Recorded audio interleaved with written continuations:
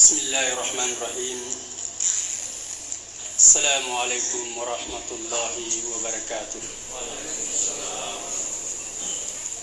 Alhamdulillahi hamdan katsira tayyiban mubarakan fi kama yuhibbu rabbuna wa yarda.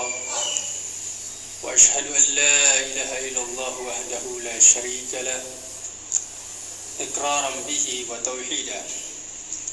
وأشهد أن محمدًا عبده ورسوله صلى الله عليه وآله وسلم تسليما مزيدا أما بعد.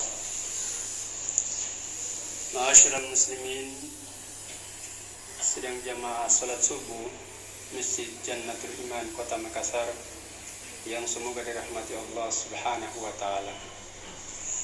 Kembali kita bersyukur kepada Allah Subhanahu wa taala atas segala nikmat yang telah Allah Subhanahu wa taala limpahkan kepada kita.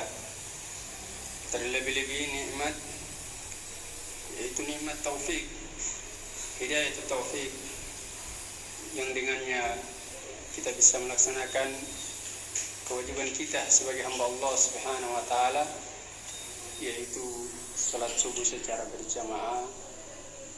Dan alhamdulillah juga sampai hari ini kita masih sempat untuk melaksanakan puasa Ramadan, tepatnya di puasa yang keempat.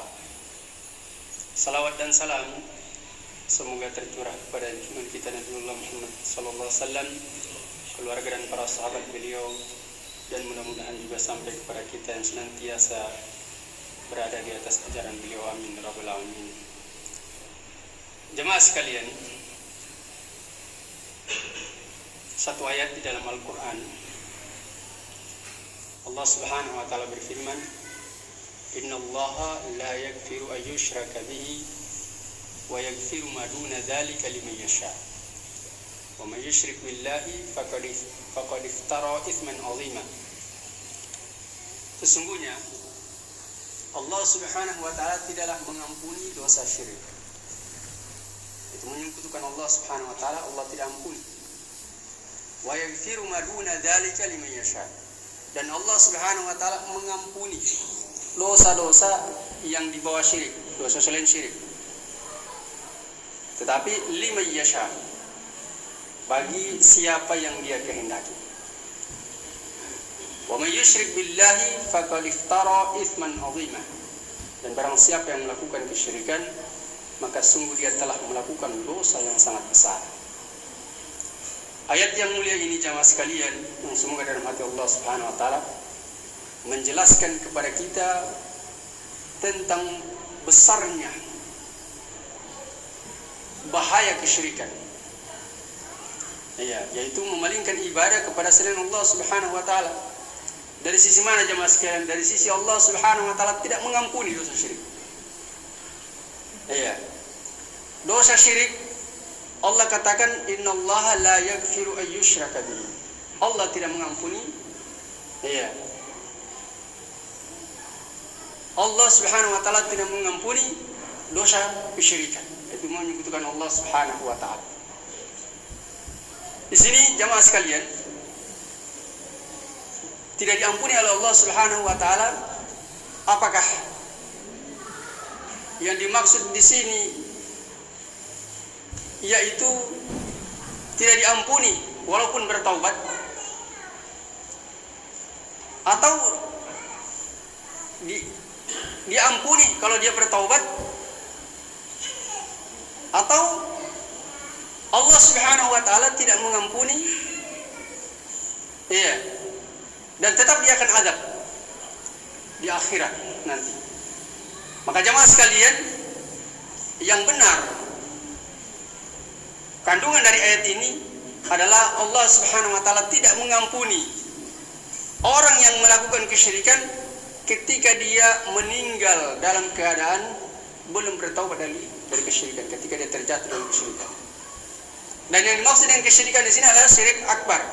Karena syirik itu terbagi menjadi dua, ada namanya syirik akbar yaitu syirik besar, dan ada namanya syirik asghar, syirik kecil. Syirik akbar itu adalah dia menyebabkan seorang kufur, keluar dari Islam. Sementara syirik asgar, syirik kecil itu belum menyebabkan seorang itu dia mukhrijun anil millah, keluar dari agama Allah Subhanahu wa taala, belum murtad dia. Ya. Kita kasih contoh, salah satu contoh syirik asgar adalah yaitu riya. Ya. Riya ini bisa tergolong dari syirik akbar dan bisa juga tergolong dari syirik asgar. Bagaimana pemahamannya? Kalau seseorang dia memang asalnya dia orang yang beriman dan berusaha untuk merealisasikan tauhid dalam amalannya dia, tapi kemudian dia terjatuh di dalam perbuatan riya, iya, maka ini dia tidak keluar dari Islam. Dan namanya dia kesyirikan, walaupun dia syirik kecil tetap tidak diampuni oleh Allah Subhanahu wa taala kalau dia belum bertaubat. Ya. Akan tetapi amalan dia yang dia ria pada saat itu, misalkan dia sholat di hari Jumat tanggal sekian, dia ria pada saat itu, maka amalannya itu saja yang tidak diterima oleh Allah Subhanahu wa taala. Iya. Adapun kalau dia syirik akbar, maka terhapus seluruh amalan. Amalan kebaikan apapun juga, sebesar apapun juga, tidak bernilai di sisi Allah Subhanahu wa taala. Allah katakan waqadimna ila ma amilu min amalin faja'alnahu haba'an mansura. Kami hadapi amalan-amalan mereka, kemudian kami jadikan bagaikan debu yang berterbangan. Sia-sia jemaah sekalian. Ya, bagaimana Abu Lahab, amalan kebaikannya banyak. Bagaimana Abu Thalib yang senantiasa menemani Rasulullah SAW, iya, membela Rasulullah SAW, membela Islam juga. Tapi dia tetap berada di atas kesyirikan, mati di atas kesyirikan, tidak bernilai sama sekali amalan kebaikan ini. Iya. Terus apa dalilnya? Kalau seseorang itu dia melakukan kesyirikan, tapi dia sudah bertobat kepada Allah dia sebelum meninggal, akhirnya dia diampuni oleh Allah Subhanahu wa taala. Iya, dalilnya adalah siapa saja yang bertobat kepada Allah, maka dia seperti orang yang tidak punya dosa sama sekali. Dosa apa saja yang dilakukan oleh seorang hamba, ketika dia bertobat kepada Allah dengan taubat dan nasuha, maka terhapus seluruh dosa-dosanya. Ya ayyuhalladzina amanu tubu ilallahi taubatan nasuha, dalam surah At-Tahrim. Wahai orang-orang beriman, bertobatlah kalian dengan taubat dan nasuha, taubat yang sesungguhnya. Iya. Kemudian dalam hadis Nabi sallallahu alaihi wasallam Nabi mengatakan at-taibu kaman la dzanba lahu. Orang yang bertaubat itu seperti orang yang tidak memiliki dosa sama sekali. Bersih. Iya. Bagaimana para sahabat Nabi sallallahu alaihi wasallam yang kemudian mereka masuk surga, padahal asalnya mereka apa? Asalnya mereka itu musyrik, kufur kepada Allah Subhanahu wa taala. Dengan taubatan mereka nasuha, masuk ke dalam Islam dan kemudian menjadi Islam yang baik, menyebabkan mereka dijamin oleh Allah Subhanahu wa taala masuk surga. Bahkan dipuji mereka di dalam Al-Qur'an. As-sabiqunal awwaluna minal muhajirin wal ansar wal ladzina tabauhum bi ihsan radhiyallahu anhum wa radu anhu.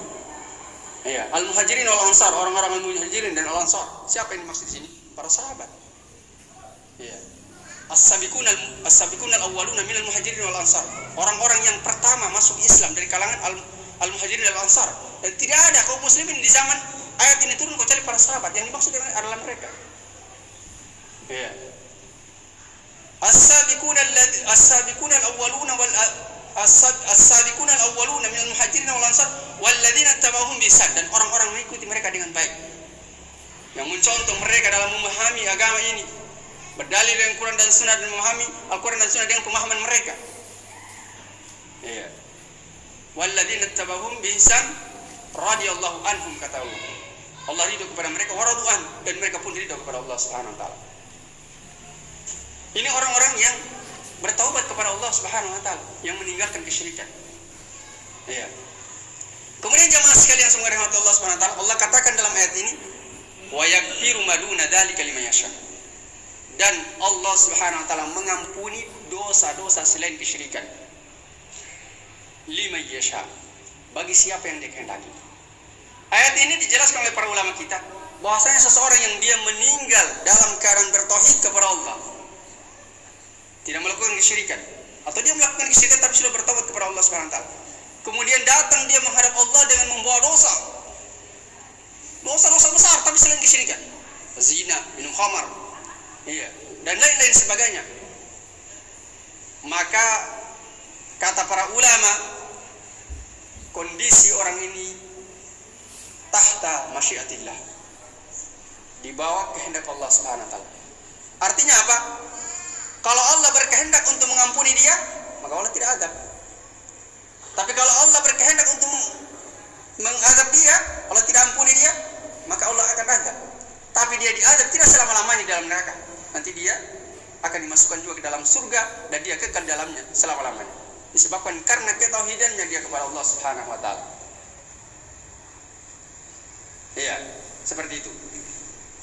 Maka dosa syirik tidak diampuni, dosa selain syirik diampuni oleh Allah Subhanahu wa taala bagi siapa yang dia kehendaki. Kemudian Allah melanjutkan, jemaah sekalian semua Allah Subhanahu wa taala. Wa may yusyrik billahi faqad iftara itsman 'aziman. Barang siapa yang melakukan kesyirikan kepada Allah, maka sungguh dia telah melakukan dosa yang sangat besar. Jadi kesyirikan ini adalah tidak ada lagi yang lebih besar dari dosa syirik. Dosa, ditanya dosa yang paling besar itu adalah dosa syirik. Iya. Dan perkara yang paling besar larangan Allah Subhanahu wa taala terhadap seluruh larangan Allah adalah yaitu larangan dari berbuat kesyirikan.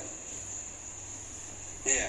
Syekhul Islam Muhammad bin Abdul Wahhab rahimahullah taala mengatakan, wa a'dham ma naha asyirku billah au kama qil. Yaitu sebesar-besar larangan dari Allah Subhanahu wa taala adalah melakukan kesyirikan. Wa a'dham ma amara bihi at-tauhid. Dan sebesar-besar perintah yang Allah perintahkan kepada hamba-Nya adalah untuk mentauhidkan Allah Subhanahu wa taala. Ya. Dan kesyirikan ini adalah merupakan kezaliman yang paling besar. Kenapa? Karena yang dia zalimi adalah yaitu Allah Subhanahu wa taala sang pencipta alam semesta, sang pengatur alam semesta yang menghidupkan dan mematikan dia. Ini yang dia zalimi. Dia zalimi hak-hak Allah Subhanahu wa taala. Dia serahkan kepada selain Allah Subhanahu wa taala yang hanya merupakan khusus hak Allah Subhanahu wa taala, yaitu ibadah. Ini kesyirikan. Sehingga dalam surah Luqman Allah Subhanahu wa taala berfirman, "Inna syirka la dzulmun 'adzim." Sungguhnya kesyirikan itu adalah kedzaliman yang sangat besar.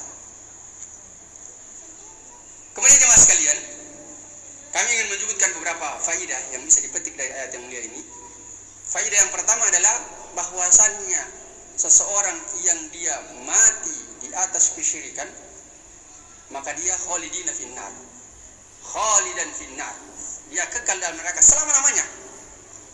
Orang yang mati dalam keadaan syirik kepada Allah Subhanahu wa taala belum bertaubat kepada Allah Subhanahu wa taala. Kemudian faedah yang kedua bahwasannya orang yang dia meninggal dalam keadaan bertauhid kepada Allah Subhanahu wa taala tapi dia membawa dosa yang besar, dosa-dosa yang sangat banyak, maka dia kondisinya dia tergantung kehendak Allah. Kalau Allah berkehendak mengampuni, Allah ampuni, berarti Allah tidak azab. Kalau Allah tidak berkehendak untuk mengampuni, berarti Allah akan azabnya. Tapi dia diazab tidak selama-lamanya dalam api neraka. Iya. Nanti kemudian dia akan dimasukkan dalam surga dan dia selama-lamanya dalam surga disebabkan karena ketauhidannya dia. Iya. Kemudian jemaah sekalian yang sungguh dirahmati Allah Subhanahu wa taala, dalam ayat ini juga bisa dipetik bahwasanya Allah Subhanahu wa taala itu memiliki sifat al-masyiah, yaitu memiliki sifat al-masyiah, itu berkehendak. Maka kewajiban kita adalah menetapkan sifat bagi Allah Subhanahu wa taala, yaitu sifat masyiah, yaitu berkehendak sesuai dengan keagungan dan kemuliaan Allah Subhanahu wa taala dengan tanpa memalingkan maknanya kepada makna yang lain. Artinya apa? Ketika Allah sebutkan Allah itu yaghfiru liman yasha, berarti Allah berkehendak. Ya, kita tidak palingkan makna yasha di sini kepada makna yang lain. Oh, ini bukan, ini maknanya begini, tidak bisa. Karena dalil-dalil yang menyebutkan tentang sifat-sifat Allah Subhanahu wa taala itu harus kita tetapkan berdasarkan zahirnya, lafadznya. Tidak boleh kita palingkan kepada makna yang lain kecuali ada dalil yang menafsirkan kepada makna yang lain. Kemudian yang kedua, wala ta'til, tidak boleh kita tolak. Iya. Karena Allah sendiri yang menetapkan dirinya memiliki sifat masyiah, berkehendak. Maka kita harus menetapkannya. Tidak boleh ditolak. Kemudian yang ketiga, wala takyif atau wala tasbih, tamtsil. Tidak boleh menyerupakan sifat Allah itu dengan sifat makhluk. Oh, Allah itu berkehendak. Oh, sama berarti kita juga ini berkehendak dan seterusnya. Tidak boleh disamakan. Laisa kamitslihi syai'un. tidak ada yang semisal dengan Allah Subhanahu wa taala sesuatu apapun juga. Wa huwas samiul basir. Dia Maha mendengar lagi Maha melihat. Kemudian wala takyir, tidak boleh membagaimanakan. Oh, dibayang-bayangkan, oh bagaimana itu Allah itu kalau berkehendak seterusnya. Jadi terhadap sifat-sifat Allah kita harus menolak 4 perkara ini. Tidak boleh memalingkan maknanya kepada makna yang lain, dan tidak boleh menolaknya. Kemudian tidak boleh menyerupakannya dengan makhluk. Kemudian apalagi tadi satu? Iya. Jadi 4 itu. Tidak boleh dipalingkan maknanya kepada makna yang lain. Kemudian tidak boleh diserupakan dengan makhluk. Tidak boleh ditolak dan juga tidak boleh tidak boleh ditamthil, diserupakan dengan makhluk. Ya, contoh lain misalnya dalam Al-Quran Allah Subhanahu wa taala berfirman, bal yadahu mabsuutatan, bahkan kedua tangan Allah itu terbentang. Berarti kita tetapkan Allah Subhanahu wa taala dia memiliki tangan. Karena Allah sendiri yang menyebut bahwa dia yang memiliki tangan. Tidak boleh kita palingkan, oh ini bukan maknanya bukan tangan ini. Oh ini maknanya kekuasaan. Tidak boleh. Itu namanya memalingkan makna Al-Quran kepada makna yang lain dengan tanpa ilmu. Dan ini adalah dosa besar. Berkata tentang Allah dengan tanpa ilmu. Kemudian jemaah sekalian semoga Allah Subhanahu wa taala, tidak boleh membayang-bayangkan, oh bagaimana itu tangan Allah Subhanahu wa taala. Tidak boleh. Tidak boleh juga menyerupakan tangan Allah itu dengan tangan makhluk. Oh Allah punya tangan, berarti kita punya tangan sama dengan tangan makhluk. Ini tidak boleh. Jadi itu jemaah sekalian semua rahmat Allah Subhanahu wa taala. Semoga bermanfaat bagi diri kita semua, terutama diri kami, dan semoga Allah Subhanahu wa taala senantiasa menuntun kita di atas tauhid dan menjauhkan kita di atas kesyirikan. Amin ya rabbal alamin. Semoga Allah Subhanahu wa taala merahmati kita semua. Amin ya rabbal alamin. Kita tutup dengan doa kepada majelis. Subhanallah bihamdik, asyhadu an la ilaha illa anta, astaghfiruka wa atubu ilaik. Walhamdulillahirabbil alamin. Assalamualaikum warahmatullahi wabarakatuh.